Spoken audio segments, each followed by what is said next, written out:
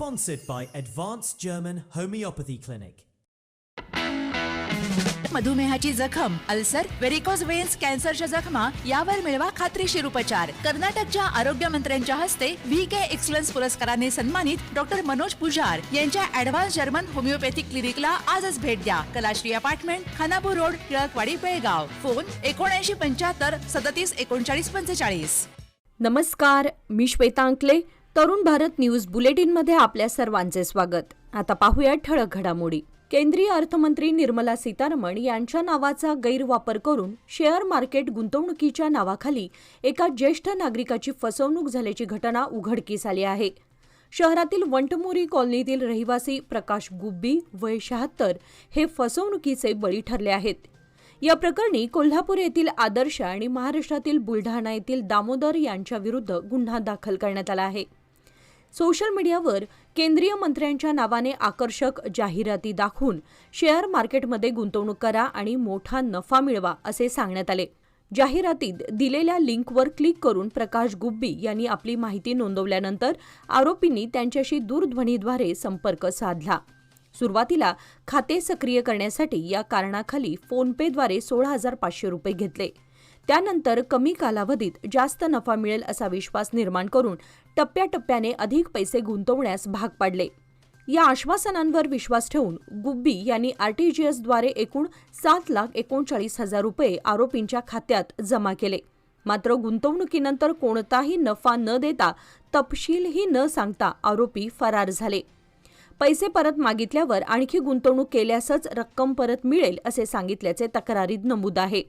फसवणूक झाल्याचे लक्षात आल्यानंतर प्रकाश गुब्बी यांनी अनुगोळ सायबर गुन्हे शाखेमध्ये तक्रार दाखल केली असून पोलिसांनी गुन्हा नोंदवून आरोपींचा शोध सुरू केला आहे. बँक व्यवहार आणि मोबाईल संपर्काच्या आधारे तपास सुरू आहे.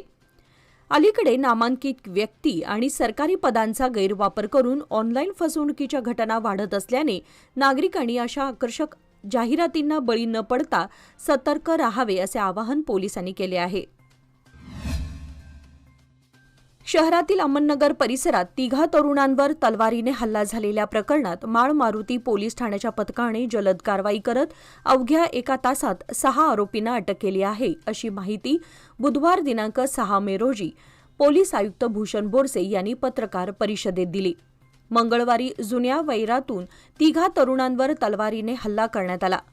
या हल्ल्यामध्ये जखमी झालेल्या तरुणांना तात्काळ जिल्हा रुग्णालयात दाखल करून उपचार देण्यात आले असून त्यांची प्रकृती सध्या स्थिर असल्याचे सांगण्यात आले आहे.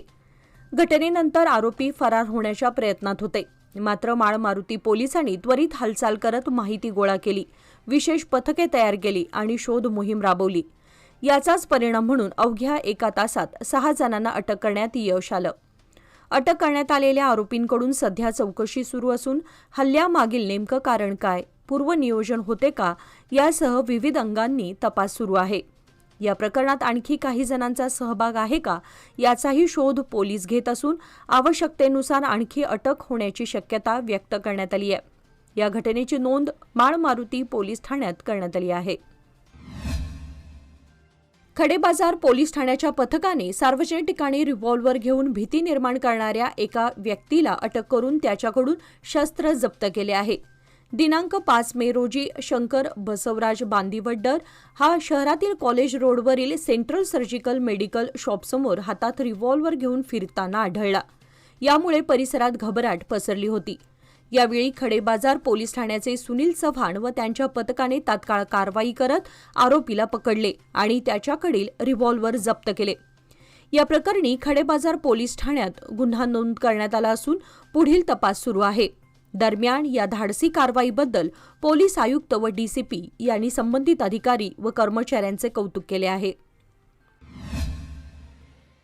बेळगाव पोलीस प्रशासनाच्या इतिहासात आपल्या कर्तृत्वाने ठसा उमटवणारे धडाकेबाज IPS अधिकारी संदीप पाटील तब्बल 15 वर्षांनंतर पुन्हा एकदा बेळगावात परतत आहेत. 2010 ते 2013 या काळात पोलीस अधीक्षक म्हणून कार्यरत असताना त्यांनी गुन्हेगारीवर प्रभावी नियंत्रण मिळवले आणि सामान्य जनतेचा पोलिसांवरील विश्वास मोठ्या प्रमाणात वाढवला. त्यांच्या कार्यपद्धतीमुळे ते अल्पावधीतच बेळगावकरांचे अत्यंत लोकप्रिय अधिकारी ठरले होते. त्यांच्या बदलीच्या वेळी बेळगावमध्ये अभूतपूर्व जनआंदोलनही झाले होते. हजारो नागरिक रस्त्यावर उतरून संदीप पाटील यांची बदली रद्द करा अशा घोषणांनी जिल्हाधिकारी कार्यालयावर मोर्चा काढला होता. कर्नाटकातील एखाद्या पोलीस अधिकाऱ्याच्या समर्थनार्थ झालेले हे सर्वात मोठे आंदोलन मानले जाते. आता 6 मे 2026 रोजी कर्नाटक सरकार यांनी जारी केलेल्या आदेशानुसार संदीप पाटील यांची उत्तर परिक्षेत्राचे आयजीपी म्हणून नियुक्ती करण्यात आली आहे. विद्यमान आयजीपी डॉक्टर चेतन सिंग राठोड यांची बदली बेंगळूर येथे सीआयडी विभागात करण्यात आली असून त्यांच्या जागी पाटील सूत्रे हाती घेणार आहेत. विशेष म्हणजे एसपी म्हणून काम केल्यानंतर त्याच ठिकाणी पदोन्नतीवर आयजीपी म्हणून पुनरागमन करणारे ते पहिलेच वरिष्ठ अधिकारी ठरले आहेत. विजयपूर येथील फेवरचंद कॉलनीतील राजकुमार लेआउटमध्ये भटक्या कुत्र्याने केलेल्या हल्ल्यात 3 वर्षीय विराज संतोष बिरादार हा बालक गंभीर जखमी झाला आहे. सध्या शहरातील खासगी रुग्णालयात उपचार घेत असलेल्या या बालकाची विजयपूर जिल्हाधिकारी डॉक्टर आनंद के यांनी प्रत्यक्ष भेट देऊन प्रकृतीची विचारपूस केली. बालकाची प्रकृती सुधारत असून पालकांनी घाबरून जाऊ नये असे आवाहन करत त्यांनी डॉक्टरांना योग्य उपचारांच्या सूचना केल्या. या घटनेची गंभीर दखल घेत जिल्हाधिकाऱ्यांनी महानगरपालिका अधिकाऱ्यांना तातडीने भटक्या कुत्र्यांचा बंदोबस्त करण्याचे आदेश दिले आहेत. संबंधित परिसरात कुत्र्यांना पकडून त्यांचे डॉग शेल्टरमध्ये पुनर्वसन करण्याची व्यवस्था करावी अशा सूचना त्यांनी दिल्या आहेत. यावेळी पालिका उपआयुक्त महावीर बोरन्नावर, लोकप्रतिनिधी आणि रुग्णालयाचे कर्मचारी उपस्थित होते. दर्जेदार आणि नैसर्गिकरित्या पिकवलेले आंबे थेट ग्राहकांपर्यंत पोहोचावेत या उद्देशाने शहरात आंबा प्रदर्शन व विक्री मेळाव्याचे आयोजन करण्यात आले आहे. हा मेळावा 8 मे ते 10 मे दरम्यान क्लब रोडवरील ह्यूम पार्क येथे दररोज सकाळी 9 ते रात्री 8 या वेळेमध्ये भरवण्यात येणार आहे. या प्रदर्शनात शास्त्रीय पद्धतीने काढणी केलेले आणि नैसर्गिकरित्या पिकवलेले विविध प्रकारचे आंबे थेट शेतकऱ्यांकडून विक्रीसाठी उपलब्ध असतील. त्यामुळे ग्राहकांना ताजे व गुणवत्तापूर्ण आणि सुरक्षित फळे थेट उत्पादकांकडून खरेदी करण्याची उत्तम संधी मिळणार आहे. या मेळाव्याचे उद्घाटन सतीश जारकिहोळी यांच्या हस्ते होणार असून लक्ष्मी हेब्बाळकर प्रमुख पाहुणे म्हणून उपस्थित राहणार आहेत. तसेच आसिफ सेठ अध्यक्षस्थानी असणार आहेत. या आंबा प्रदर्शनाचा लाभ घेण्याचे आवाहन बागायत खात्याच्या वतीने नागरिकांना करण्यात आले आहे.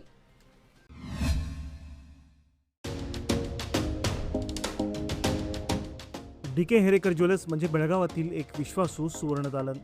दिवसेंदिवस वाढत चाललेल्या सोन्या चांदीच्या किमतीमुळे ग्राहकांची धांदल उडत आहे. पण आमच्या सुवर्ण दालनात मिळतो उत्तम ग्राहक सेवा, शुद्धतेची खात्री आणि वर्षानुवर्षाचा विश्वास. म्हणूनच आमचं तुमच्याशी नातं 52 कशी सोन्यासारखं उजळून निघतं. आमच्या दुकानात खरेदी करा 24 कॅरेट शुद्ध सोन्याचे कलाकुसरीचे दागिने, आकर्षक चांदीचे अलंकार आणि पूजेसाठी लागणारे सर्व साहित्य.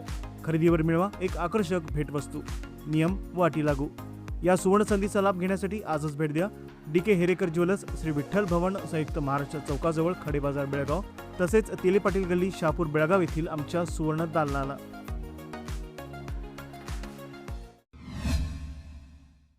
शहरातील रवळनाथ मंदिरापासून 1 किलोमीटर अंतरावर 2 गव्यांमध्ये लागलेल्या झुंजीमध्ये जखमी झालेल्या एक गव्याचा मृत्यू झाला तर एक गवा जखमी झाला. रवी गडकरी यांच्या शेतात 2 गव्यांची झुंज सुरू झाली. ही झुंज बराच काळ सुरू होती. हे नागरिकांना समजताच बघ्यांची गर्दी वाढली. या झुंजीमध्ये दुसऱ्या गव्याला पायाला पहिल्या गव्याचे शिंग समोरील डाव्या पायात अडकल्याने त्या गव्याचा पाय मोडला. त्याची मोठी दमछाकही झाली.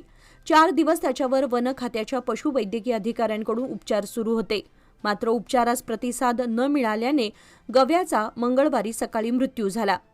पंचनामा करून मृत गव्याचे दफन करण्यात आले. शहरातील समर्थनगर परिसरालगत असलेल्या लेडी नालाची दुरवस्था नागरिकांसाठी डोकेदुखी ठरत असून नाल्याची सफाई व दोन्ही बाजूनी संरक्षक कठडे उभारण्याची मागणी पुन्हा एकदा जोर धरत आहे. स्थानिकांच्या मते पावसाळ्यात हा नाला तुडुंब भरून वाहत असल्याने परिसरातील रहदारी धोकादायक बनते. मोठ्या प्रमाणावर वर्दळ असलेल्या या मार्गावरून नागरिकांना अक्षरशः जीव मुठीत धरून ये-जा करावी लागते. विशेष म्हणजे 2019 साली झालेल्या अतिवृष्टीदरम्यान नाला फुटून पाणी समर्थनगर आणि ओमनगर या दोन्ही वसाहतींमध्ये शिरले होते. अनेक घरात पाणी घुसल्याने नागरिकांना मोठा फटका बसला होता. त्यानंतरही दरवर्षी पावसाळ्यात हीच परिस्थिती कायम असल्याची तक्रार स्थानिकांनी केली आहे. नागरिकांनी प्रशासनाकडे वारंवार निवेदने देऊनही कोणतीही ठोस कारवाई झाली नसल्याने तीव्र नाराजी व्यक्त होत आहे. एखादी मोठी दुर्घटना घडल्यानंतरच प्रशासन जागे होणार का, असा सवालही नागरिकांकडून उपस्थित केला जात आहे.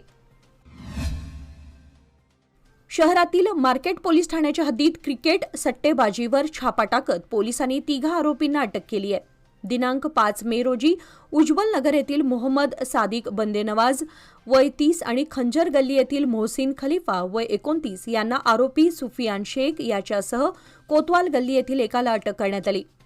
आरोपी मोबाईल फोनच्या माध्यमातून ऑनलाईन IPL क्रिकेट सट्टेबाजी करत असल्याची माहिती पोलिसांना मिळाली होती. हुसेन साब केरूर यांच्या नेतृत्वाखालील पथकाने छापा टाकून आरोपींना ताब्यात घेतले. यावेळी त्यांच्या ताब्यातून 3,000 रुपये किमतीचा रेडमी मोबाईल, 3,000 रुपये किमतीचा रिअलमी मोबाईल आणि 310 रुपये रोख रक्कम असा एकूण 6,310 रुपयांचा मुद्देमाल जप्त करण्यात आला. या प्रकरणी मार्केट पोलीस ठाण्यात गुन्हा दाखल करण्यात आला असून पुढील तपास सुरू आहे. 10वी व 12वी परीक्षेत उल्लेखनीय यश संपादन केलेल्या विद्यार्थिनींचा दादा महाराज अष्टेकर भक्त मंडळ नार्वेकर गल्ली बेळगाव यांच्या वतीने गौरव करण्यात आला. कन्या सागर कोकितकर हिने 12वी विज्ञान शाखेमध्ये 94% गुण मिळवले, तर प्रणिता सोमनाथ शंभूचे हिने 10वी परीक्षेत 84% गुण मिळवले आहे.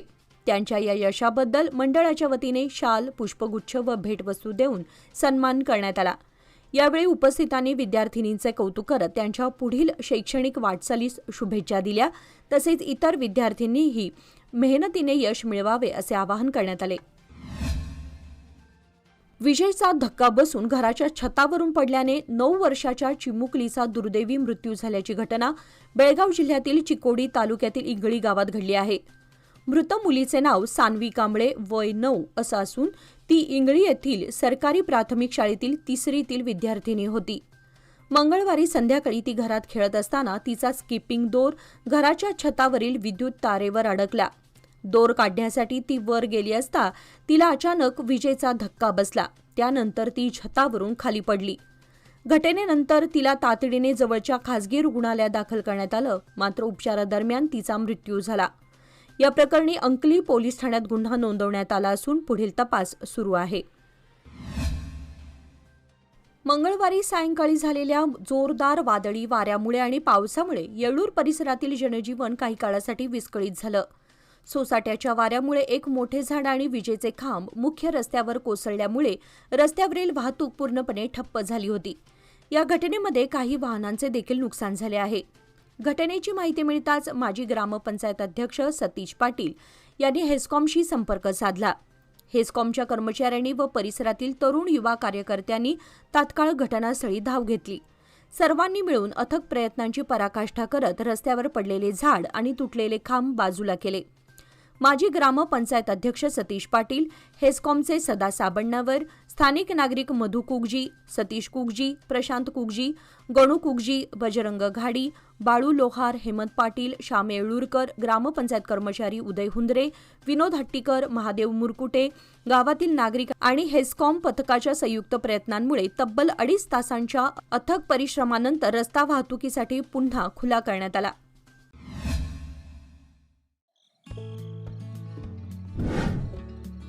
मेसर्स RS हेरेकर ज्वेलर्स, तुमच्या आनंदाच्या क्षणांना सुवर्णस्पर्श.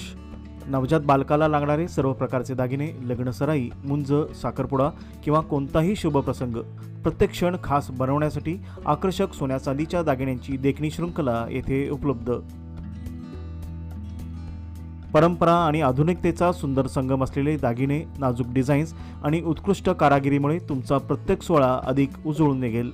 लग्नासाठी खास दागिने, बारशासाठी कडदोडा, पैजण, वाळे इत्यादी, तसेच मुंज व साखरपुड्यासाठी आकर्षक कलेक्शन, पारंपरिक ते मॉडर्न डिझाईन्सपर्यंत तुमच्या खास क्षणांना द्या एक चमकदार आठवण. शापूर बाजारपेठेतील एक विश्वसनीय नाव, प्रोप्रायटर राघव हेरेकर यांचे messrs RS Herekar jewellers, 397 bar A, खडे बाजार, शहापूर, बेळगाव. लोकमान्यच्या मुदत ठेव योजना म्हणजेच सुयोग्य कालावधी सर्वोत्तम व्याजदर. आता तुमच्या गुंतवणुकीवर मिळवा 10.10% परतावा. अधिक माहितीसाठी आजच संपर्क करा 180021240550. लोकमान्य, प्रत्येक पावलावर तुमच्या सोबत. योजना फक्त सभासदांकरिता. नियम व अटी लागू. बेळगावमध्ये पोलीस आयुक्त भूषण बोरसे यांनी सामाजिक शांतता आणि धार्मिक सलोखा राखण्यासाठी अल्पसंख्याक समाजातील नेत्यांना प्रशासनासोबत काम करण्याचे आवाहन केले आहे. मंगळवारी पोलीस आयुक्त कार्यालयात आयोजित जिल्हा अल्पसंख्याक समितीच्या बैठकीत ते बोलत होते. आजची तरुण पिढी समाजाचे भविष्य असून त्यांना जबाबदार नागरिक बनवण्यासाठी सामूहिक प्रयत्नांची आवश्यकता असल्याचे भूषण बोरसे यांनी म्हटले. सोशल मीडियाचा गैरवापर, अंमली पदार्थांचे सेवन आणि जुगारासारख्या सामाजिक समस्यांबाबत तरुणांमध्ये जनजागृती करण्याची गरज भूषण बोरसे यांनी व्यक्त केली. शहरातील गुन्हेगारी आणि अनिष्ट प्रथा मोडून काढण्यासाठी पोलिसांनी हाती घेतलेल्या उपक्रमांची माहिती आयुक्तांनी यावेळी दिली. अल्पसंख्याक नेत्यांनी या सामाजिक मोहिमांमध्ये सक्रिय सहभाग घेऊन पोलिसांना सहकार्य करावे अशी विनंती भूषण बोरसे यांनी केली. या बैठकीला लुईस रॉड्रिग्ज, नियाज सौदागर, शाहिद मेमन आणि परमिंदर भाटिया हे समिती सदस्य उपस्थित होते. तसेच पोलीस उपायुक्त NV बर्मणी आणि जिल्हा अल्पसंख्याक अधिकारी विजयप्रकाश पुजेर यांनीही प्रशासकीय अनुभवातून महत्त्वाच्या सूचना मांडल्या. शाळा महाविद्यालयांमध्ये जनजागृती कार्यक्रम राबवणे आणि मोहल्ला कमिट्यांची स्थापना करणे यावर बैठकीत चर्चा झाली. अल्पसंख्याक समाजातील विविध घटकांच्या समस्या जाणून घेत त्या सोडवण्यासाठी पोलीस प्रशासनाला पूर्ण सहकार्य करण्याचे आश्वासन समिती सदस्यांनी दिले. स्वामी विवेकानंद यांच्या वास्तव्याने पुनीत झालेल्या किल्ल्यातील रामकृष्ण मिशन आश्रमाला 25 वर्षे पूर्ण झाल्याने रौप्य महोत्सवाचे आयोजन करण्यात आले आहे. त्यानिमित्ताने धार्मिक, आध्यात्मिक आणि सांस्कृतिक कार्यक्रमांचे आयोजन 8 ते 10 मे दरम्यान किल्ल्यातील आश्रमात करण्यात आले आहे. स्वामीजींनी 16 ते 27 ऑक्टोबर 1892 या कालावधीमध्ये बेळगावमध्ये 12 दिवस वास्तव्य केले. सुरुवातीचे 3 दिवस ते रिसालदार गल्लीतील श्री भाटे यांच्या घरी आणि त्यानंतर 9 दिवस किल्ल्यातील श्री हरिपाद मित्र यांच्या घरी राहिले होते. बेळगावकर जनतेने 3 दिवस कार्यक्रमाला उपस्थित राहावे असे आवाहन बेळगाव रामकृष्ण मिशन आणि आश्रमचे सचिव आत्मप्राणानंद यांनी केले आहे.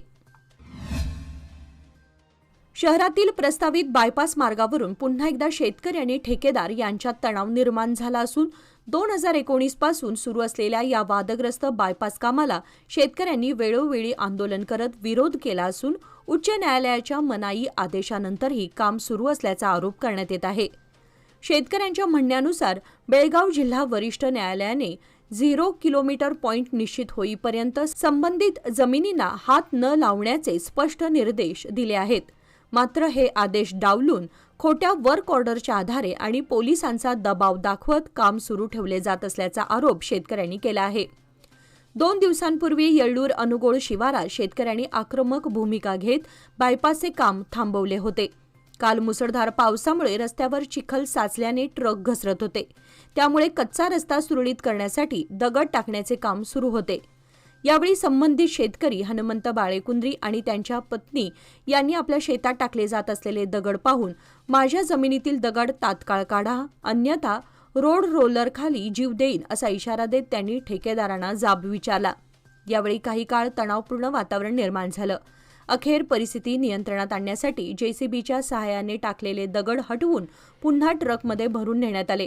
दरम्यान या प्रकरणामुळे परिसरात पुन्हा एकदा संघर्षाची स्थिती निर्माण झाली आहे. कार व ट्रॅव्हलरमध्ये झालेल्या अपघातात 19 जण जखमी झाल्याची घटना बुधवारी सकाळी पुणे-बेंगळूर राष्ट्रीय महामार्गावरील सोलापूर फाट्यावर घडली. ट्रॅव्हलरला मागून कारने जोरात धडक दिल्याने ट्रॅव्हलर दुभाजकाला धडकून उलटली. याबाबत समजलेली माहिती अशी की विवाह समारंभासाठी इचलकरंजी येथील रहिवासी ट्रॅव्हलरने शिंदेवाडीला जात होते. पुणे-बेंगळूर राष्ट्रीय महामार्गावर सोलापूर फाट्याजवळ पाठीमागून आलेल्या कारने ट्रॅव्हलरला जोरात धडक दिल्याने ट्रॅव्हलर दुभाजकाला धडकून उलटली. सुदैवाने या अपघातात जीवितहानी झाली नाही व ट्रॅव्हलमधील 19 जण जखमी झाले आहेत.